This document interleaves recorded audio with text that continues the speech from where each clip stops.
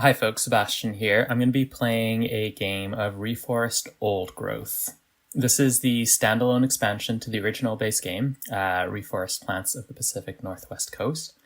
I'd recommend usually that you mix the two games together, but given it can be played as a standalone game, I'll show you how that works. A few notes during setup. You basically will be shuffling all of the plant cards together from the Old Growth expansion. There are a few special cards. There are these Old Growth trees, which have the green bar at the very bottom. And then there are also parasitic plants. I'm not sure if there are any in the deck right now. We'll find out as we play. But in either case, those are just shuffled into the deck. They operate a little differently than a normal plant, in that you're limited to one of each type per stack. But otherwise, they're the same as usual. The other piece during setup that I'll be doing is laying out a few terrains. So at the start of the game, you'll shuffle all the terrains together and then you'll draw 3 of them. And then you'll choose at what elevation rows you want to be placing these terrain cards. And they will affect that entire elevation row in a different way. I've kind of hand selected a few here just to give you an overview of how they all work. So down here, I'll be putting this Nurse Log terrain card at my low elevation, and it has a setup terrain effect. So at setup, store 1 card from the deck on each space at this elevation. So I'll go ahead and do that right away. I'm starting the game with some stored energy due to this card. Then at my middle elevation, we've got this little Arbutus Grove, and it will give me a scoring effect. So at the end of the game, score +1 for every dry soil loving plant at this elevation. And then at my top elevation here, it's a passive ability. Sun loving plants at this elevation are not turned into stored energy when covered. Okay, so that might make it easier for me to stack a few more cards up at the high elevation here. Given I'm playing a solitaire game and I've got all these extra benefits from terrains, there is a +6 to my target score that I need to achieve. So when we come to tallying at the end, I'll have to remember to add an additional 6 points to the target score that I'm meant to reach. Okay, and then lastly, before we get started here, a quick look at the visitors that I'm going to be trying to get here. So we have the Cyanide Millipede for the first round. It wants 2 spaces with stored energy, so 2 separate spaces. Right now I've got 3, which is really nice. I have the Coastal Wolf. It wants to have the most plants at low elevation, 7 for the second round. And then lastly, for the final round, the Northern Spotted Owl. It wants a height gap between 2 plants of 50 or more meters. So let's look at what I've got in hand. Lots of inexpensive cards and 1 Old Growth tree. And this Old Growth tree will have a when-played ability to reveal a plant from any stack at this elevation. I'll keep that in mind. But to start, I think I'm going to go with this small flowered lupin, and I'm going to put it down here at the bottom middle, paying the 1 stored energy that I had from my Nurse Log there. So small flowered lupin will grant -1 to the cost of plants that are under half a meter. So I'm going to take advantage of that right away and put down this Western Teaberry with a when covered effect at middle. And I'll get to play that for free because it's less than 50 centimeters.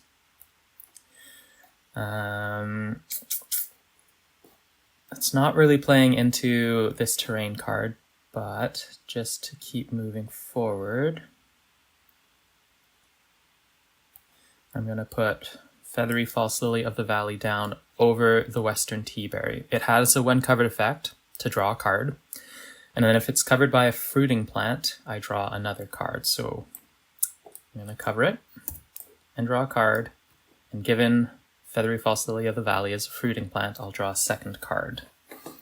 And I'll be taking this Oak Fern and 1 from the deck. Okay, so Oak Fern is, I took this one because it's, again, 50 centimeters or fewer, so it'll work well with the small flowered lupin. If I drew a fern after gathering, you can play it immediately at -1 its cost. And then we have a scoring ability on the beaked hazelnut. And another scoring ability on the parsley fern. Well, I think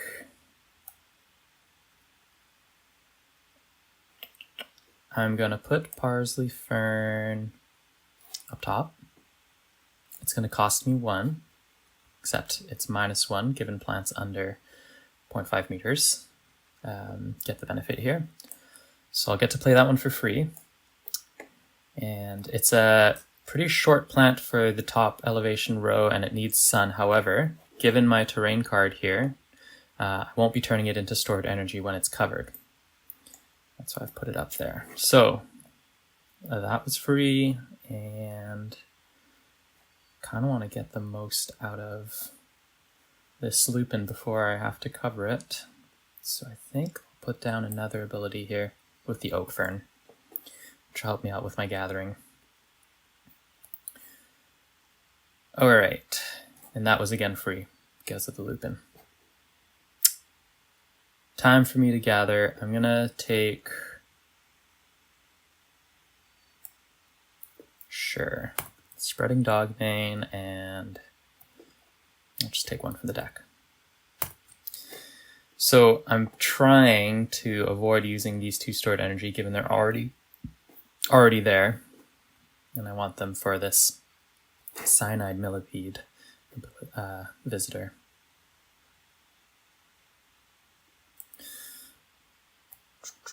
If I have no cards in hand, hey. Sorry, let's put down...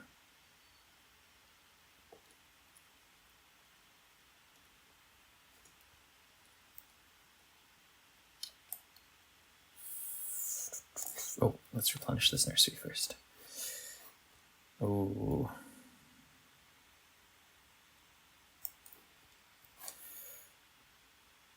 Okay, just for the sake of continuing to play the game and not pausing for too long here, I'm going to put False Azalea down over the Feathery False Lily of the Valley. And I'll pay for that with the Western Hemlock. Let's just say I'll use this guy later on. Okay. Has a 1-plate ability, discard 1 adjacent stored energy to copy the 1-plate ability of another, of a plant in any player's canopy. I don't have any others, so I'm not really going to get to use that benefit. But I wanted to put that down because it's a dry soil loving plant, and that'll work well with this terrain. Then let's put down the beaked hazelnut right over top of that. Oops. Okay. Beaked hazelnut is a scoring ability. +2 for each adjacent plant in my canopy that is shorter than this plant. And then I'm going to put down Spreading Dogbane over the oak fern, cover that right up. And it has a 1-plate ability. If you have no other cards in your hand, store a card from the visitor deck under this stack. So that's something I just wanted to show you all. It's a new kind of concept in this game, storing visitor energy. You put it down just as you would any other energy. However, stored visitor energy is worth 3 standard stored energy. You have to spend it all at the same time. If you try to spend it as just 1 stored energy, you still have to get rid of the entire card, and you'll lose out on those extra 2 energy points. Okay, empty hand, time to draw, and that will end the round here. So let's gather this white fawn lily and this sweet coltsfoot, and I'll discard Pathfinder. which would pull out 3 new cards and then end the round. So I'll shuffle all those together. I've got the Cyanide Millipede because I have 1, 2, 3 spaces with stored energy, and it only wanted 2. And let's start this next round. Shuffle that up. 1, 2, and 3. Okay, so for this next round here, Coastal Wolf wants 7 plants at low elevation. I'm not doing too good on that objective here. Time to pick it up. So, White Fawn Lily, I could play for free. So I'm going to do that over here. And its one played ability is to draw all flowering plants from the nursery, and all 3 of these are flowering plants, so I'll take all of those. Okay. 1, 2, and 3. Okay, we've pulled up a parasitic plant, striped coral root. It's actually a saprophyte, which means it's parasitic on fungi, not on other plants.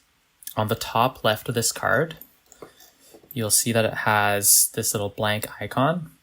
Parasitic plants can be played under other stacks for free, but they have to be shorter than the plants they're growing under. Sometimes there'll be little icons, they'll have specific things they need to grow under. In this case, it can grow under any existing stack, so long as it's shorter. And there's a limit of 1 parasite per stack. That bar on the bottom there being a reminder. Okay, I need to focus on filling out my bottom row here. So let's put some shade-tolerant plants down. Sweet Coltsfoot is going to go down here. It's going to grow at cost 1, so I'll pay this stored energy. Reaction: when you grow a herb, store a card from the nursery under this stack. Unfortunately, I want to keep stacking on top of Sweet Coltsfoot here. Because I need to get to 7 and I don't want to lose these 2 sun-loving plants. Otherwise, I'm just growing a plant on them for nothing. So, Pathfinder on the Sweet Coltsfoot. When played, draw 3 cards from the deck. Return any 3 cards from my hand to the top or the bottom of the deck in any order. So, 3 from the deck. Okay, this I want. What do I not want?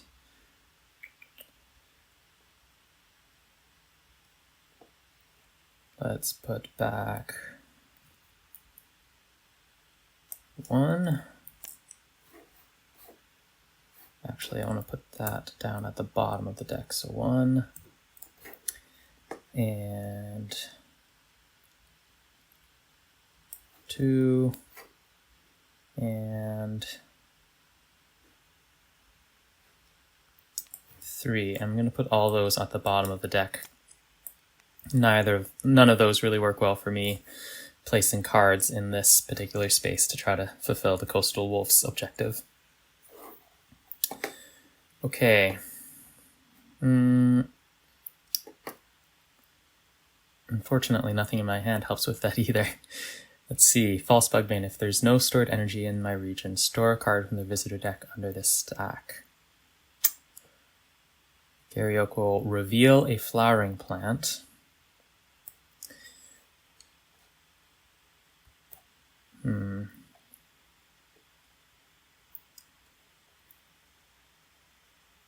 Well,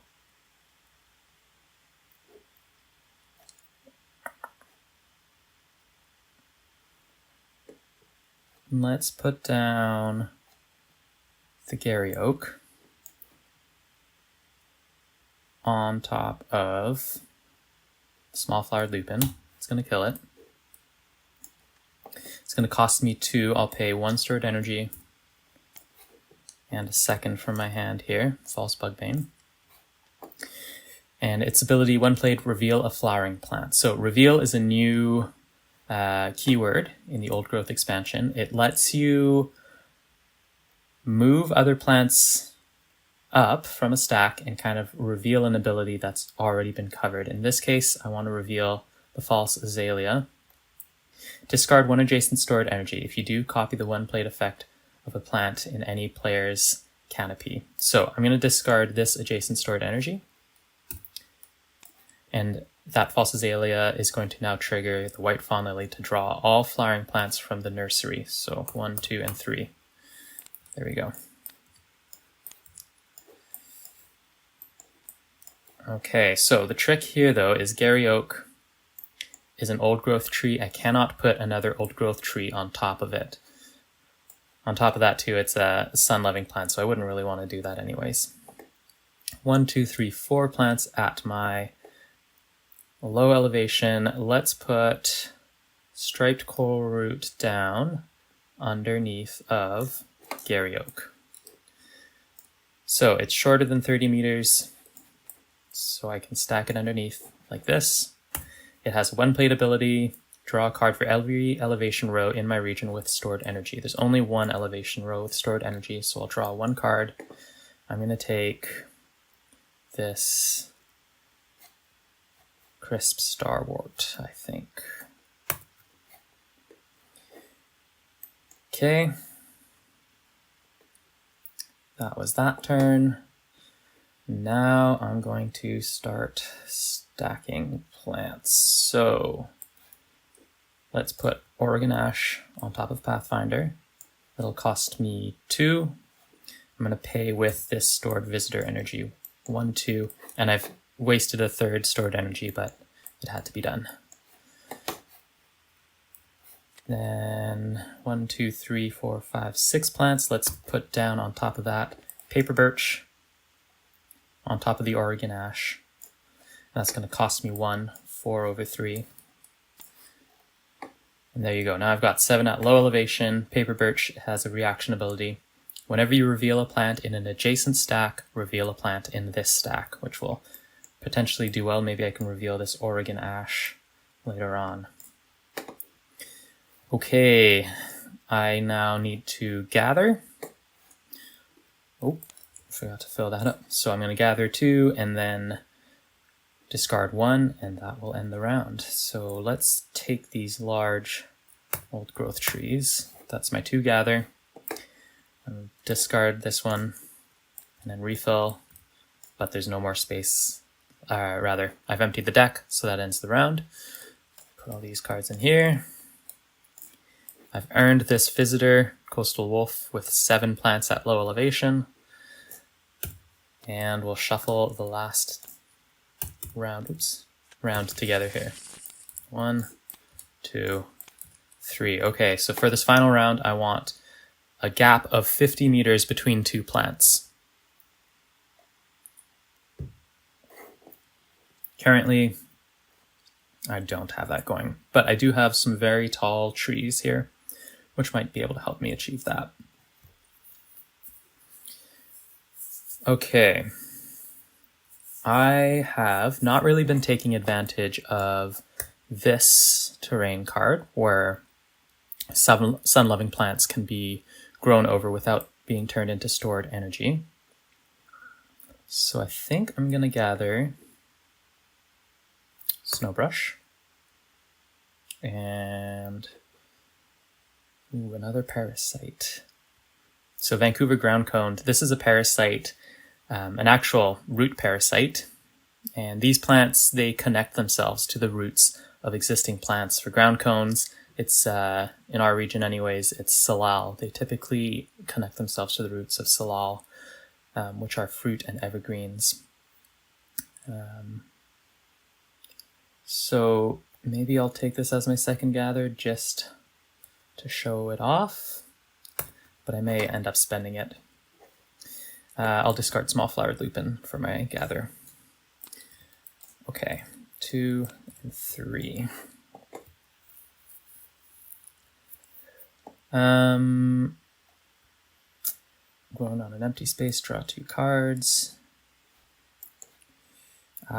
Sitka Spruce has a regenerate ability. You'll regenerate an evergreen plant. Regenerate means take it from stored energy and then turn it back into a plant in that same stack. And then here, Western Hemlock will help me reveal another plant from any stack at this elevation. So what to do. Let's do... Wow. Stunned. Okay, let's put this down. I'm going to cover the parsley fern. I have to move everything up by a bit. Covering the parsley fern. It's going to cost me 1. I am going to pay with the crown cone. But normally, whereas this would turn into stored energy, I don't have to do it because of my terrain card. Okay. I don't get to use the snow brush ability though. Next, drawing gathering again, I suppose. Let's gather 1 and 2. I'm kind of just gathering fodder to put down one of these old growth trees at the moment. And oh, right, I have to discard a card. All right. 1, 2, and 3.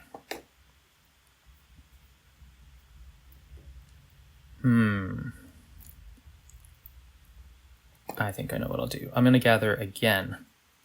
1, 2, get rid of this one. It's coming close. 2 cards left in the deck, but I think I figured out a plan. I'm going to be putting down this noble fir on top of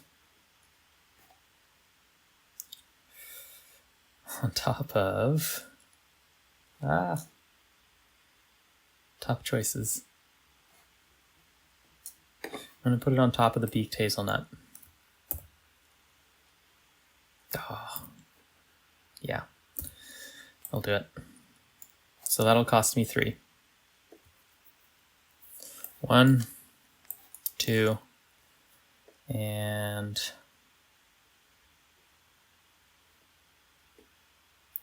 3.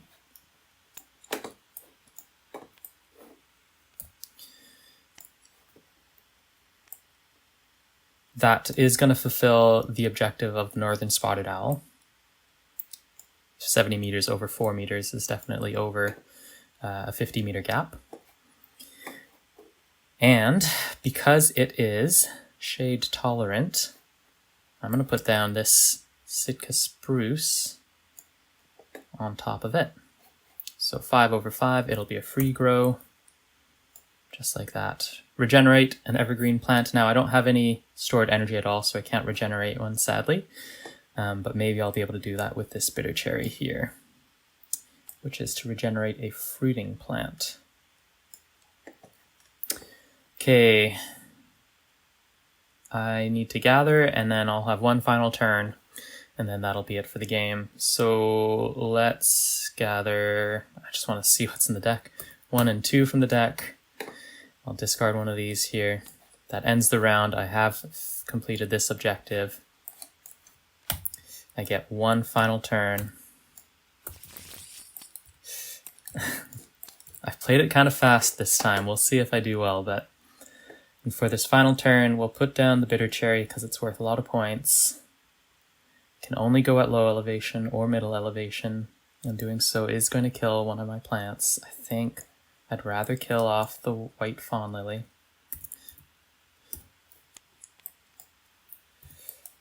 And it's going to cost me 2. Unfortunately, I don't really get to use its ability, which would be to regenerate a fruiting plant. If fawn lily down here was a fruiting plant, I could have brought it back up. But given it is just a flowering plant, I can't do that. So there we go. That's the end state for my game. I'll move on to tallying scores. Let's see if I remember the keys for this here. Nope. That's the one.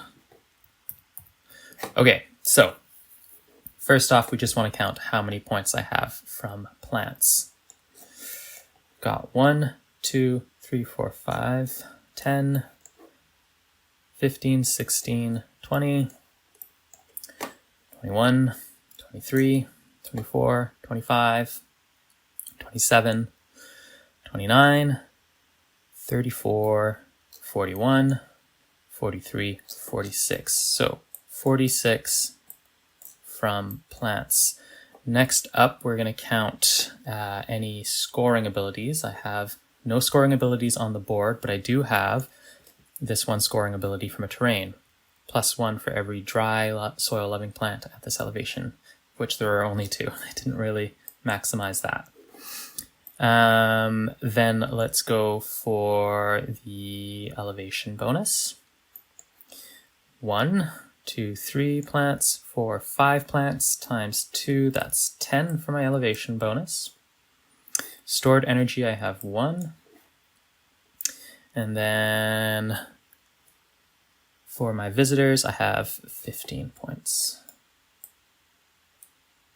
Okay, so that makes my total 46, 48, 58, 59, 64, 74 versus, let's see, I need to add 6 for the terrain. I need to add 46 for the plants that have already been in play. And then let's just count up all the extra plant points that I've not earned.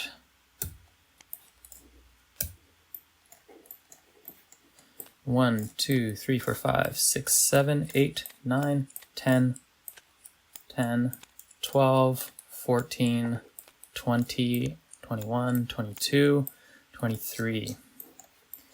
So we'll add an extra 23 to that, and tallying this together, 52, 75. 75 was the target score, which I did not achieve. And that makes sense. I kind of played a little fast and loose there, but there you go. That is Reforest Old Growth being played as a standalone game. Again, I recommend that you mix the 2 games together. You then get more trees that you can play with and the ability to cover your old growth trees with other plants later on in the game. And it just gives you a little bit more variety. But that being said, it can still be played as a standalone game. It's just a different kind of challenge.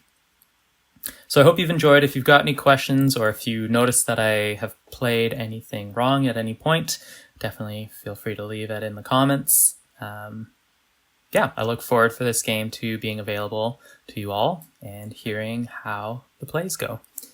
Thanks very much for watching. Bye-bye.